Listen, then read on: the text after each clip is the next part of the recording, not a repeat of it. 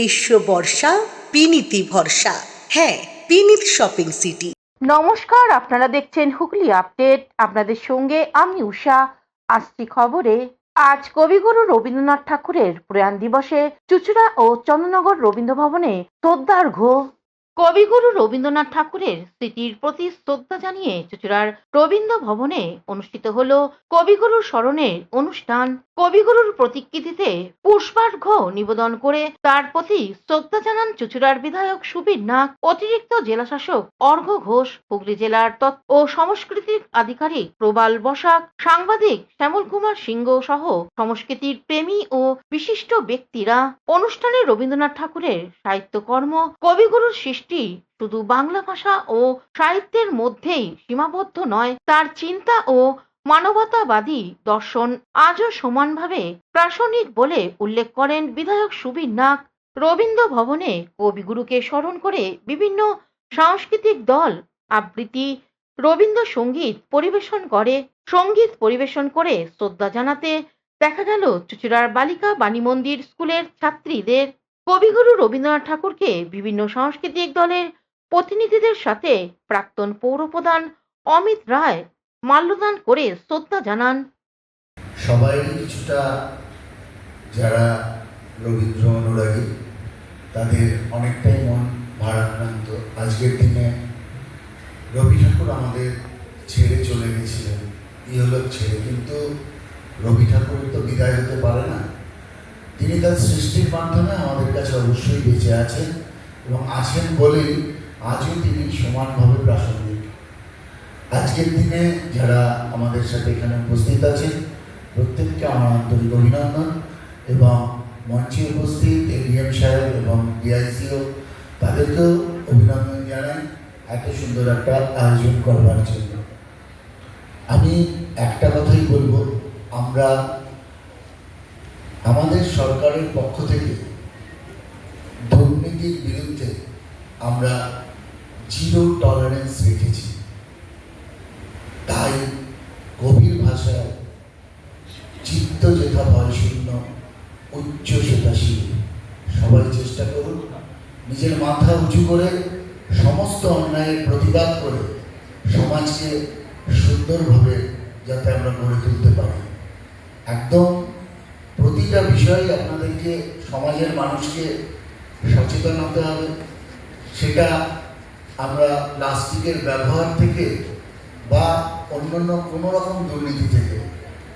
আজ 22শে শ্রাবণ 1433 বঙ্গাব্দ বিশ্বকবি রবীন্দ্রনাথ ঠাকুরের প্রয়াণ দিবস। সকাল 10:30টায় চন্দ্রনগর রবীন্দ্র ভবনে চন্দ্রনগর পৌর নিগমের পক্ষ থেকে যথাযথ মর্যাদায় কবিগুরু রবীন্দ্রনাথ ঠাকুরের প্রতিকৃতিতে মাল্যদানের মাধ্যমে শ্রদ্ধার্ঘ্য অর্পণ করা হয়। শ্রদ্ধার্ঘ্য অর্পণ করেন নিগমের সচিব অরুণাভ দাস, স্বাস্থ্য আধিকারিক ডাক্তার সন্দীপ ঘোষ, মাননীয় বিধায়কের প্রতিনিধি সুনন্দা সেন সহ উপস্থিত সকল আধিকারিক ও কর্মীবৃন্দ। শ্যামল সিনহা, দেবাশিস ঘোষ ও চন্দ্রনাথ দত্তের রিপোর্ট, হুগলি আপডেট। কলকাতার ভবানীপুরে ঐতিহাসিক গুরুদ্বারে মুখ্যমন্ত্রী শুভেন্দু অধিকারী লঙ্গরখানায় খাবার পরিবেশন করলেন। কলকাতার ভবানীপুরে ঐতিহাসিক গুরুদ্বারা সন্তু কুটিয়ায় মুখ্যমন্ত্রী শুভেন্দু অধিকারী এই সফরকালে তিনি সেখানে প্রার্থনা ও দর্শনের অংশ নেন। সেখানে তিনি গুরুদ্বারে পবিত্র গ্রন্থ গুরু গ্রন্থ সাহিবের সামনে মাথা নত করে প্রার্থনা ও আরদাস করেন। গুরুদ্বারের ঐতিহ্য মেনে তিনি মাথায় একটি বিশেষ গেরুয়া পাগড়ি পরিধান করেছিলেন। প্রার্থনার শেষে তিনি গুরুদ্বারে লঙ্গরখানায় উপস্থিত থেকে সেখানে সাধারণ মানুষকে খাবার পরিবেশন ও সেবা করেন।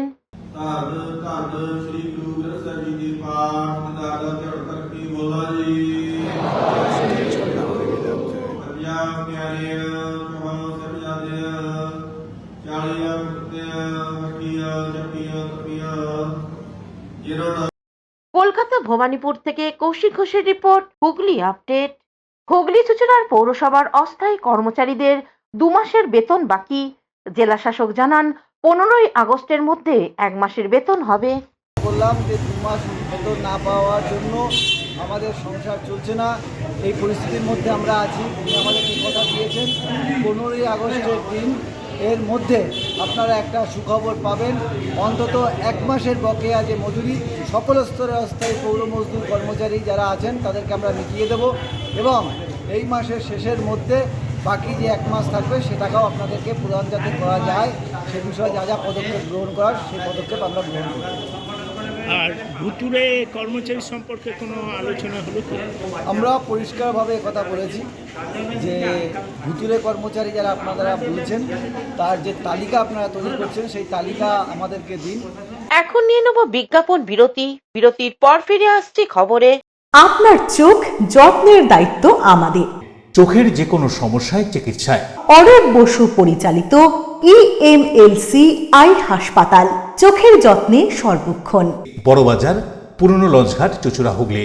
একই ছাদের তলায় অত্যাধুনিক কম্পিউটারাইজড চক্ষু পরীক্ষার পর চশমা ও লেন্স প্রদান, ছানি, রেটিনা অপারেশন, মাইক্রো সার্জারি। চক্ষু বিশেষজ্ঞ চিকিৎসক অরূপ বসুর তত্ত্বাবধানে ইএমএলসিতে চোখের চিকিৎসা মানেই ইএমএলসি আই হাসপাতাল। মোবাইলে যোগাযোগ 9874879507, আরও একটি নম্বর 9903077221, এছাড়া 9875466020। ELMC is a holistic weekend destination for friends, family, and couples and offers magic to soothe your body, mind, and soul.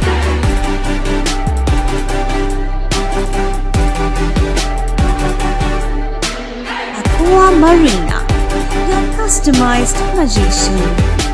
Welcome aboard and see the magic unfold. Amala nursing home. Enjoy a weekend at Vedam, the paradise of peace. A home away from home.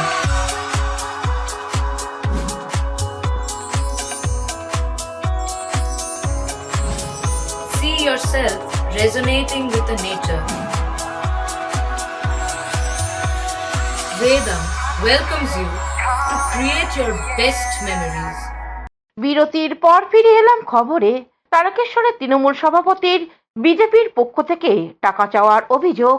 এবার তৃণমূল নেতার কাছে টাকা চেয়ে তার অফিসে হামলা। ঘটনাটি ঘটেছে শুক্রবার রাতে তারকেশ্বরের পদ্মপুকুর এলাকায়। তারকেশ্বর শহর তৃণমূল কংগ্রেসের সভাপতি তথা তারকেশ্বর পৌরসভার 10 নম্বর ওয়ার্ডের কাউন্সিলর উত্তম ভান্ডারীর একটি অফিস আছে। সেখানেই রাতে 10 থেকে 15 জনের একটি দল এই ঘটনাটি ঘটিয়েছে বলে অভিযোগ। অভিযোগের তীর ভোটের ফলাফলের ঘোষণার পর বিজেপিতে আসা নেতা কর্মীদের দিকে। এই বিষয়ে উত্তম ভান্ডারীর দাবি, এ বিষয়ে তিনি থানায় লিখিত অভিযোগ করেছেন বলে জানান। গতকালকে হয়েছে, এখন ওই 8:30-9টা হবে।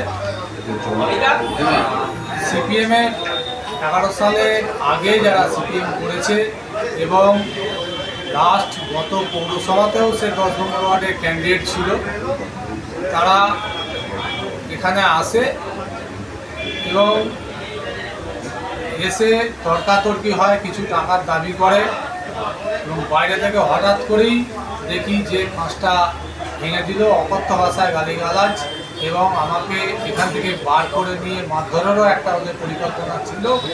ফোনে আমাকে মান্টু মিস্ত্রি বলে একজন বলছে, তোমার উপর অ্যাটাক হবে, এক্ষুনি তুমি বাড়ি চলে যাও। আমি বলছি কী আনো অ্যাটাক হবে, ঠিক আছে। তারপরে শরৎ হেমন্ত 2 ভাই ছিল, আর এটা ভাঙাভাঙি যেটা করলো আমাদের যে।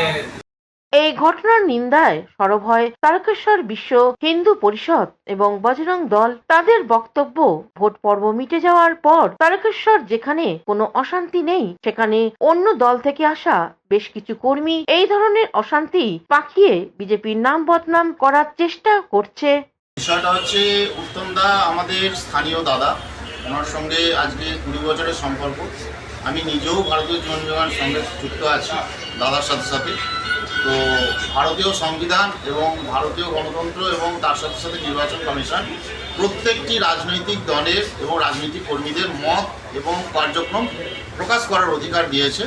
এটাই নিয়েই ভারতীয় গণতন্ত্র, এবং এটা গোটা পৃথিবী আজকে ঈর্ষান্বিত ভারতীয় গণতন্ত্রকে দিয়ে, যে বহুদলীয় শাসন ব্যবস্থা চলছে, কোথাও তৃণমূল, কোথাও কংগ্রেস, কোথাও বিজেপি।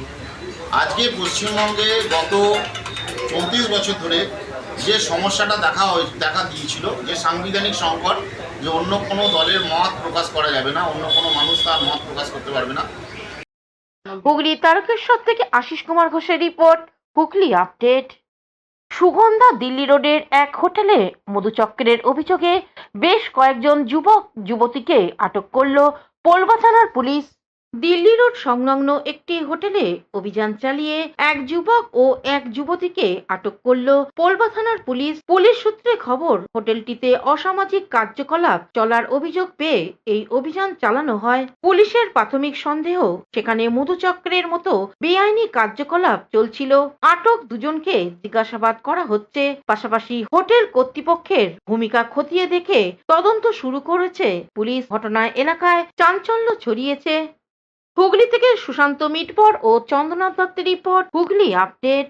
ব্যান্ডেল বিদ্যামন্দির স্কুলের পরিকাঠামো ঘুরে দেখলেন চুঁচুড়ার বিধায়ক সুবীর নাগ।